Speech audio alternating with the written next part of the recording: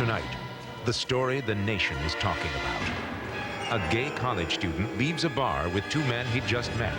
Aaron and Russ said, let's pretend like we're gay and we'll rob him and take his money. The next day, Matthew Shepard is found beaten beyond recognition. My friend was begging for his life. His body lashed to a fence and displayed like a trophy. You think they were proud of what they did? I don't see any other reason why they would have hung him like that if they weren't. John Quinones hears the shocking story of what's being called an outrageous hate crime from the people who were there on a night of terror. And you're in good hands with Allstate. And that's a promise. That's what the company claims. But wait till you hear from these homeowners. Matthew Shepard will be buried this Friday. He's the gentle young man from Wyoming who was savagely beaten, tied to a fence, and left to die. And the government says on average, every week in America, 24 people are physically attacked because they are gay. And yet this one young man has become a symbol of what can happen with unacknowledged cruelty and prejudice. What really happened on that terrifying night?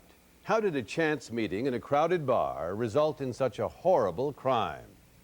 John Quinones sought out key witnesses and even a woman charged as an accessory after the fact to reconstruct the last few days of Matthew Shepard's life and its tragic end. Some say what happened at this fence post in the cold and barren foothills of the Rockies was a hate crime. Others try to pass it off as just a robbery. The one thing that's clear is that what happened to Matthew Shepard was horribly brutal. These people took him out and tortured him and hung him on a fence and battered his head in. He said it was not intended on a murder. They did not intend to hurt him this badly. Kristen Price, who asked us not to show her face, is the girlfriend of one of the two men accused in the beating. They just wanted to beat him up bad enough to teach him a lesson. Not to come on to straight people and don't be aggressive about it anymore. Once a person tells you that they're straight, leave them alone. It happened in the western town of Laramie, Wyoming, the kind of place where it's okay to be gay as long as you keep it quiet. The epitome of don't ask, don't tell. Walt Bolden is one of Laramie's gay residents. You would never go anywhere in Wyoming and hold hands. You would never go on a dance floor and dance with your partner. You would be careful how you walked.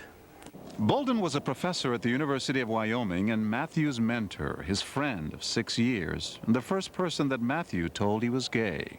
To me, it was an incredible honor. I mean, it is such a risky thing to do. I took it as one of the biggest compliments I've ever had in my life.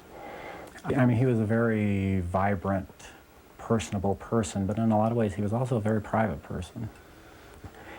So he really had to have a sense that you were somebody he could talk to before he would reveal that kind of thing. Although Matthew was born in Casper, Wyoming, with his family he traveled the world, going to high school in Switzerland, starting college on the East Coast. But last fall he decided it was time to come home again to the University of Wyoming in Laramie.